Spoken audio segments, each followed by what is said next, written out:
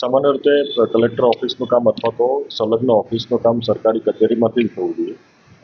એક કોઈ બિલ્ડરે નાયબ મામલતદારને બોલાવીને ત્યાં સૂચના આપીને ત્યાં ચર્ચા થઈ કે બહસ થઈ આ માહિતી આપણી આગળ આવી. ત્યાર પછી એમની વિશેષ ઇન્કવાયરી કરવામાં આવી. વિશેષ ઇન્કવાયરીના અંતે પ્રાથમિક રીતે આપણને જાણવામાં આવ્યું કે નાયબ મામલતદાર ત્યાં ઉપસ્થિત હતા. આ કિસ્સાની અંદર કોઈ પણ કામ માટે નાયબ મામલતદાર કોઈ વ્યક્તિગત રીતે એમને મળવા જાય એ બાબત બિલકુલ ચલાવી લેવામાં આવે. આ બાબતે એમની સામે આપણે કાર્યવાહી ઇનિશિએટ કરી છે. સૌથી પહેલાં તો આપણે એમને ફરજ મોકૂફ કર્યા છે અને ત્યાર પછી એમના વિરુદ્ધ આપણે તપાસ કરીને એમાં જે શિક્ષાત્મક કાર્યવાહી કરવા પાત્ર છે કાર્યવાહી પણ ચાલુ કરી છે. અને સાથોસાથ કોઈ પણ પ્રકારની ફરિયાદ અથવા રજૂઆત હોય એ સીધા આપણે અધિકારીને કરી શકીએ છીએ, કલેક્ટરશ્રીને કરી શકીએ છીએ અને એમનું નિરાકરણ યોગ્ય રીતે આવશે.